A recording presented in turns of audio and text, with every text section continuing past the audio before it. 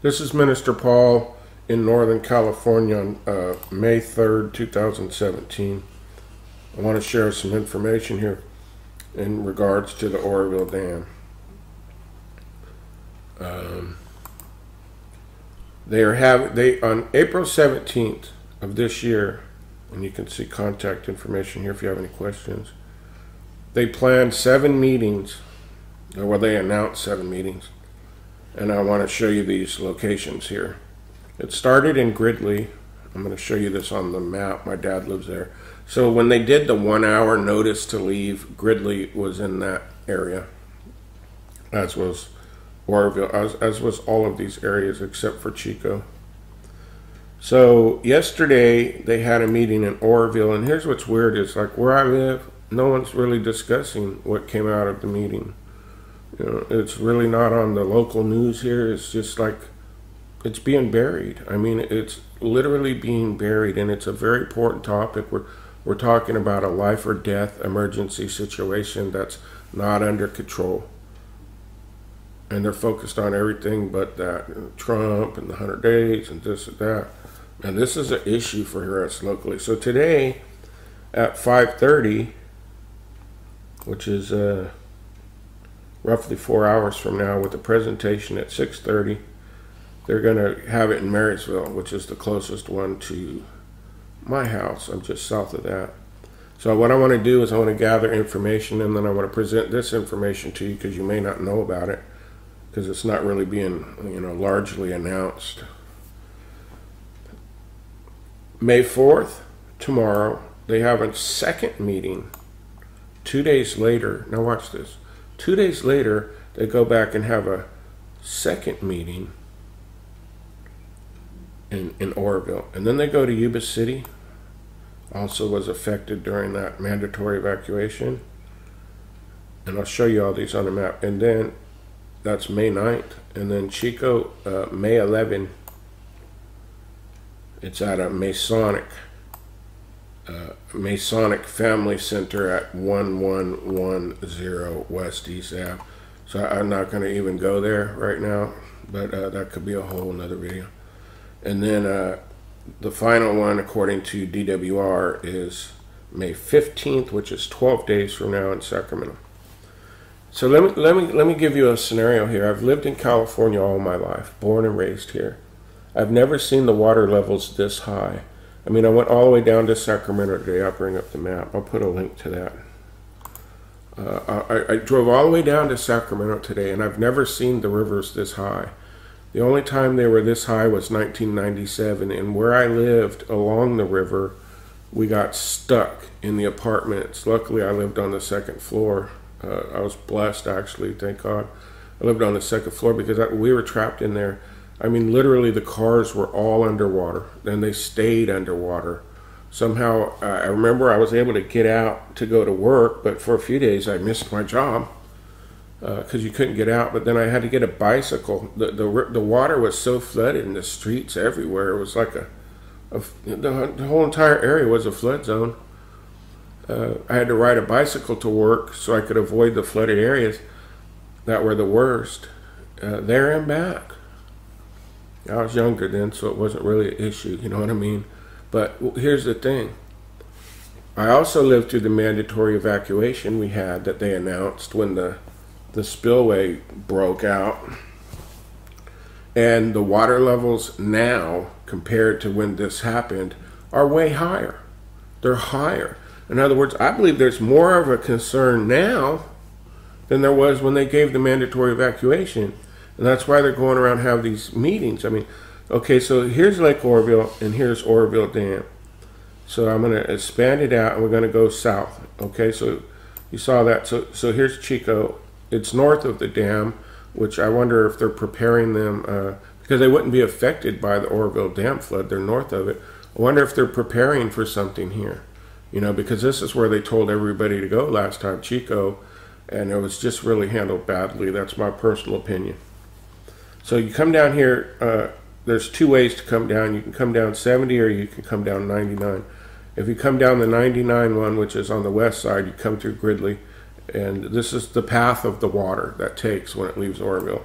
I mean, Like I said, I have not seen the river levels this high as a local, 53 years old, lived through floods, this high since 1997.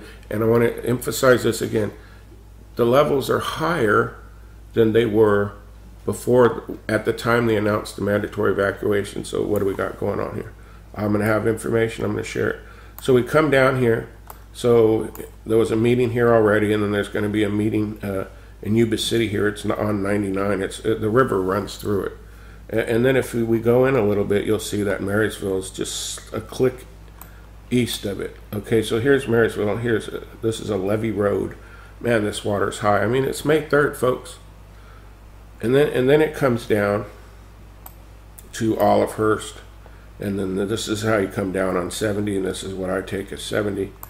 And you come down here, and then I live right in here where it says Plumas Lake. And this area was underwater in 87. It was a bowl, an ocean of water. It took a couple of decades for this area to be livable again. And some areas north of this, like Olivehurst and Linda, have never fully recovered. Yuba City's recovered real well, but even Marysville, they haven't fully recovered from that. That's how bad it was. That's how bad the water was, and it looks threatening now. So as you go down south, remember water runs downhill. As you go down south, it goes through these areas here that they just don't have firm levees here, and haven't had time to update them or done much work on it, or maybe they don't have the money. Whole another video. I'm not going there. It comes down into Sacramento. So I came down on 99 and at 70, see this? So 70 turns into 99, 99 turns into 5. So I took this route and I just saw puddled ponds of water several feet deep right off the freeway. Every river, I mean, it's like, you ever drive by a river and your jaw drops like, oh my gosh? Well, that's where we're at. So it's May 3rd. Today is scheduled to be 93 degrees. And the snowpack is 190% of normal. And it's melting and it's coming down into areas that can't hold it while they announce these 7 meetings, including areas above the dam. I personally think that this is a threat. It's more of a threat now than it was when we were given 1 hour to leave. And I think this should be something that should be very watched closely. The people involved should be watched closely. You know, to trust but verify, confirm the information. I'm gonna see what this meeting mentions, and whether I think it's just all hooey or if it's credible, safety information, and if they're gonna mention like prepare for an evacuation. Because here's the thing, snow is melting.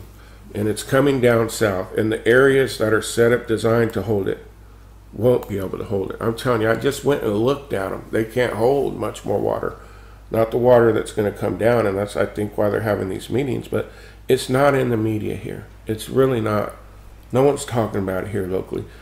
God bless the truthers on YouTube, because they're talking more about it in other states they live in than the locals here in the media. So hopefully things change after this meeting today and we learn something. What's the Party Palace? Why does it look like a... I thought that looked like a radiation thing. Anyway, like I said, I like to poke around and Google her. Laser gray. So, this is the information. There'll be more in 4 hours to come out. It'll take a couple hours to have the meeting.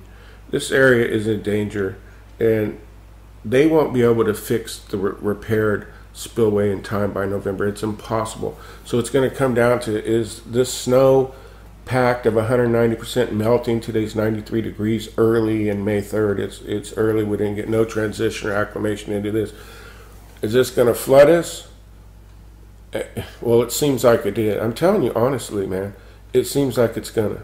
Just with my own eye, I don't need a meeting to tell me that levee is too high, the river level is too high, and there's more water coming, and it's common sense. You don't have to be a levee expert. So what's your plan? I guess that's what they're talking about. Have a plan. I have a plan, and I'll be safe, depending on if they give us enough announcement or not this time. future announcement. Just be prepared for this. Because the locals here are looking at this long term with all this weather manipulation, and this is not normal. This is not normal rain anywhere in the United States at all. A levee failed today over in the south. I mean, so let's say they're able to. That's the thing, man. Trying to picture this. How can they stop it? I mean, I mean, it's a mess. They don't have time to stop it by November.